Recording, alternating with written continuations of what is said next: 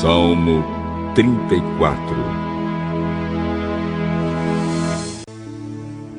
Eu sempre darei graças a Deus, o Senhor. O seu louvor estará nos meus lábios o dia inteiro. Eu o louvarei por causa das coisas que ele tem feito.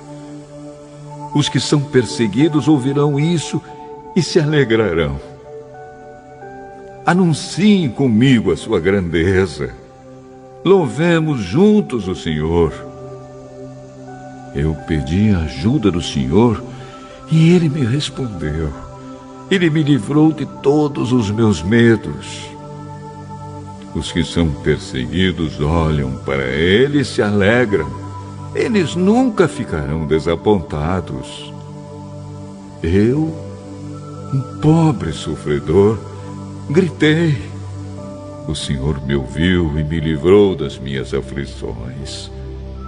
O anjo do Senhor fica em volta daqueles que o temem e os protege do perigo. Procure descobrir por você mesmo como o Senhor Deus é bom. Feliz aquele que encontra segurança nele. Que todos os que se dedicam a Deus o temam, pois aqueles que o temem não têm falta de nada. Até os leões não têm comida e passam fome, porém não falta nada aos que procuram a ajuda do Senhor. Venham, meus jovens amigos, e escutem, que eu os ensinarei a temer a Deus, o Senhor. Vocês querem aproveitar a vida? Querem viver muito e ser felizes? Então procurem não dizer coisas más e não contem mentiras. Afastem-se do mal e façam o bem. Procurem a paz e façam tudo para alcançá-la. Deus cuida das pessoas honestas e ouve os seus pedidos. Mas Ele é contra os que fazem o mal. E assim, quando morrem, eles são logo esquecidos.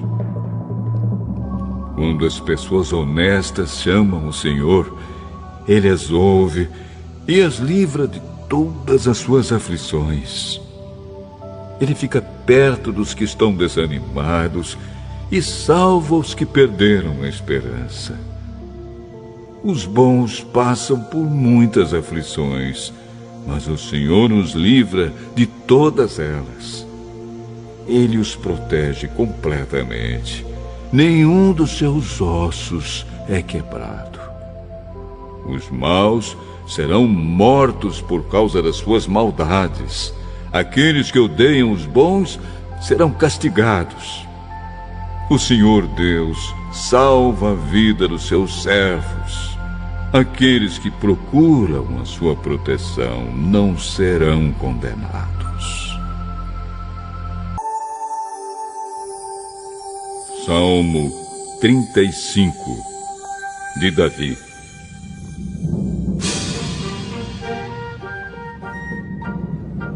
Ó Senhor Deus, ataca os que me atacam e combate os que me combatem.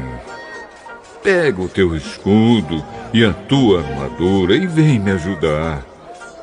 Pega a tua lança e o teu machado de guerra e luta contra os que me perseguem. Dá-me a certeza de que vais me salvar. Que sejam derrotados e humilhados aqueles que me querem matar. Que fujam envergonhados os que fazem planos contra mim. Que sejam como a palha soprada pelo vento quando o anjo do Senhor os atacar. Que o caminho deles fique escuro e escorregadio quando o anjo do Senhor os perseguir. Pois, sem motivo nenhum, armaram uma armadilha para mim. Cavaram uma cova funda para me pegar. Porém, quando menos esperarem, virá a destruição. Eles serão apanhados pelas suas próprias armadilhas. cairão nelas e serão destruídos. Então eu me alegrarei por causa do que o Senhor Deus tem feito. Ficarei feliz porque Ele me salvou da morte. Com todo o coração eu lhe direi: não há ninguém como tu, ó Senhor. Tu proteges os fracos quando são atacados pelos fortes e livras os pobres e os necessitados das mãos dos exploradores.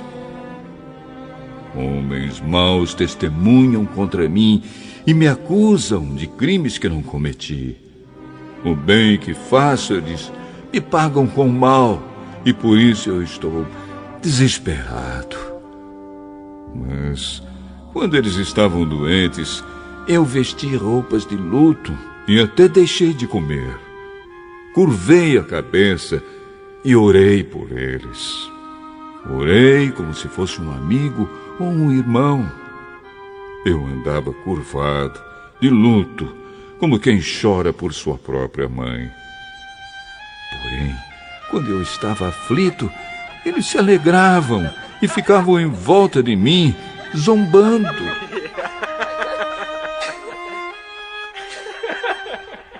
Pessoas desconhecidas me bateram e me feriram várias vezes. Como homens que zombam de um coxo, eles zombaram de mim e me olharam feio, com ódio. Ó Senhor, até quando ficarás apenas olhando? Livra-me dos ataques deles. Salva minha vida desses leões. Então eu te agradecerei em público. Eu te louvarei no meio da multidão. Não deixes que os meus inimigos, aqueles mentirosos, se alegrem com a minha derrota. Não permitas que os que me odeiam sem motivo fiquem rindo, felizes, por causa da minha desgraça. Eles não falam como amigos, pelo contrário, inventam acusações falsas contra as pessoas que amam a paz. Eles me acusam e gritam: nós vimos o que você fez. Mas tu, ó Senhor Deus, tens visto isso. Então não te cales, Senhor, e não fiques longe de mim.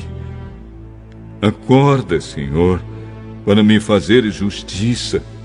Levanta-te, meu Deus, e defende a minha causa. Ó Senhor Deus, tu és justo. Por isso, declara que estou inocente. Oh, meu Deus, não deixes que os meus inimigos se alegrem à minha custa. Não deixes que eles digam: nós acabamos com ele. Era isso mesmo que queríamos. Que sejam completamente derrotados e envergonhados aqueles que se alegram com o meu sofrimento. Que fiquem cobertos de vergonha e de desgraça os que dizem que são melhores do que eu. Porém, que gritem de alegria os que desejam que eu seja declarado inocente. Que eles digam sempre: como é grande o Senhor! Ele está contente porque tudo vai bem com seu servo. Então anunciarei a tua fidelidade e te louvarei o dia inteiro.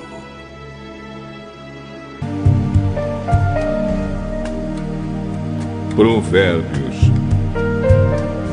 capítulo 20.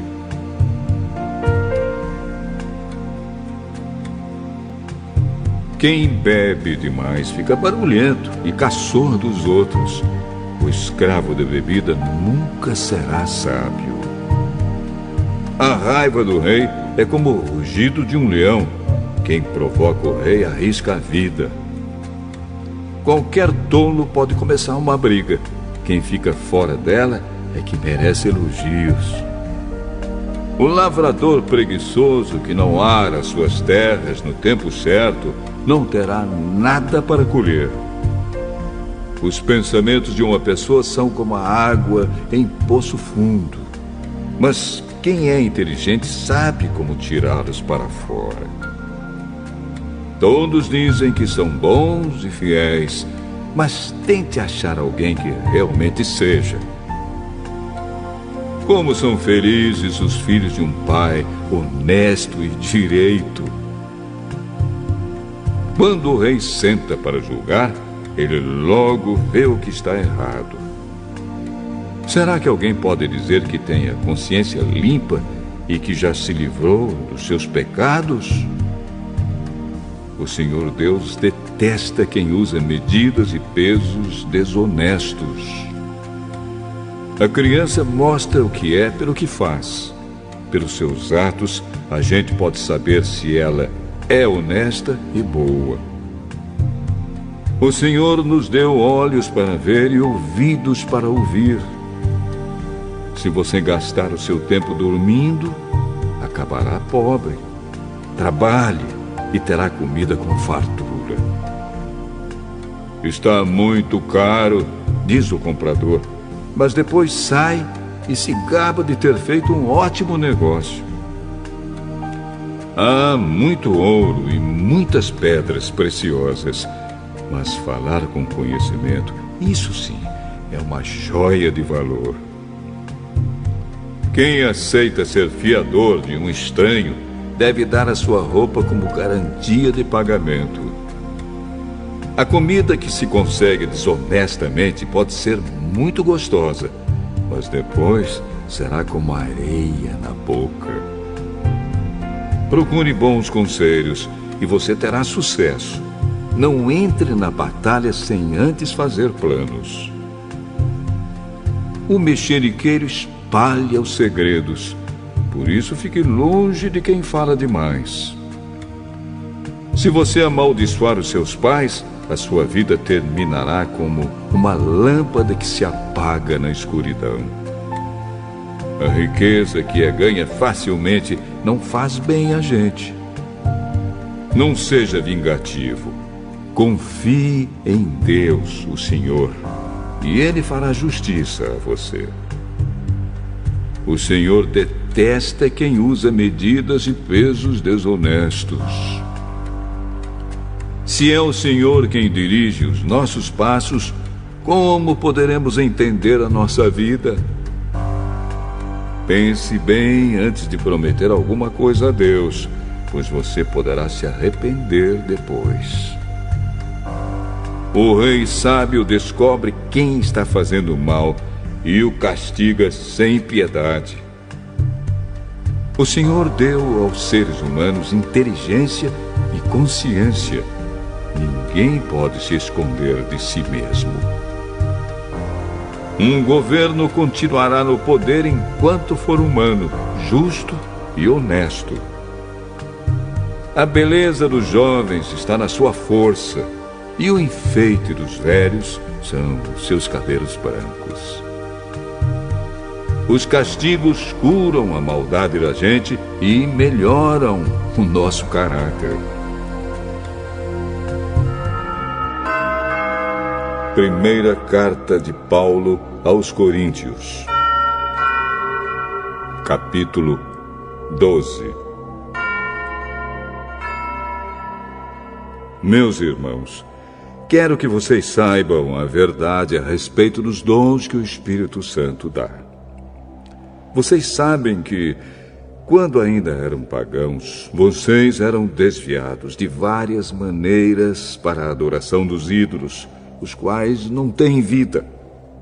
Por isso precisam compreender que ninguém que diz que Jesus seja maldito pode estar falando pelo poder do Espírito de Deus.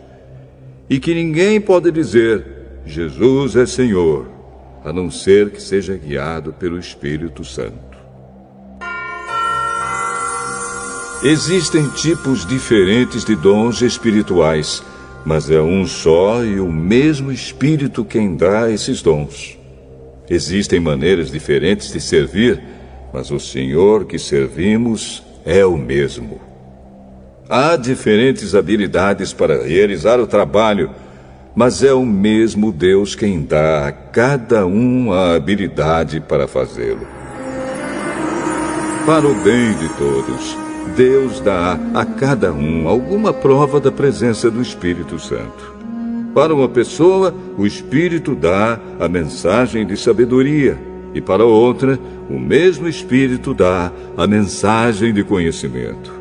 Para uma pessoa, o mesmo Espírito dá a fé, e para outra, dá o poder de curar. Uma pessoa recebe do Espírito poder para fazer milagres, e outra recebe o dom de anunciar a mensagem de Deus. Ainda outra pessoa recebe a capacidade para saber a diferença entre os dons que vêm do Espírito e os que não vêm dele. Para uma pessoa, o Espírito dá a capacidade de falar em línguas estranhas, e para outra, ele dá a capacidade de interpretar o que essas línguas querem dizer. Porém, é um só e o mesmo Espírito quem faz tudo isso. Ele dá um tom diferente para cada pessoa, conforme ele quer. Cristo é como um corpo, o qual tem muitas partes. E todas as partes, mesmo sendo muitas, formam um só corpo. Assim também, todos nós, judeus e não judeus, escravos e livres, fomos batizados pelo mesmo Espírito para formar um só corpo. E a todos nós foi dado de beber do mesmo Espírito. Pois o corpo não é feito de uma só parte, mas de muitas. Se o pé disser, já que não sou mão, não sou do corpo, nem por isso deixa de ser do corpo. Se o ouvido disser, já que não sou olho, não sou do corpo, nem por isso deixa de ser do corpo. Se o corpo todo fosse olho, como poderíamos ouvir? E se o corpo todo fosse ouvido, como poderíamos cheirar? Assim Deus colocou cada parte diferente do corpo conforme Ele quis. Se o corpo todo fosse uma parte só, não existiria corpo. De fato, existem muitas partes, mas um só corpo. Portanto, o olho não pode dizer para a mão, eu não preciso de você. E a cabeça não pode dizer para os pés, não preciso de vocês. O fato é que as partes do corpo que parecem ser as mais fracas são as mais necessárias. E aquelas que achamos menos honrosas são as que tratamos com mais honra. E as partes que parecem ser feias recebem um cuidado especial que as outras mais bonitas não precisam. Foi assim que Deus fez o corpo, dando mais honra às partes menos honrosas. Desse modo, não existe divisão no corpo, mas todas as suas partes têm o mesmo interesse umas pelas outras. Se uma parte do corpo sofre, todas as outras sofrem com ela. Se uma é elogiada, todas as outras se alegram com ela. Pois bem, vocês são o corpo de Cristo, e cada um é uma parte desse corpo. Na igreja, Deus pôs tudo no lugar certo. Em primeiro lugar, os apóstolos.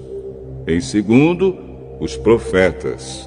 E em terceiro, os mestres. Em seguida, pôs os que fazem milagres. Depois, os que têm o dom de curar, ou de ajudar, ou de liderar, ou de falar em línguas estranhas. Nem todos são apóstolos, ou profetas, ou mestres. Nem todos têm o dom de fazer milagres, nem de curar doenças, nem de falar em línguas estranhas, nem de explicar o que essas línguas querem dizer. Por isso, se esforcem para ter os melhores dons. Porém, eu vou mostrar a vocês o caminho que é o melhor de todos.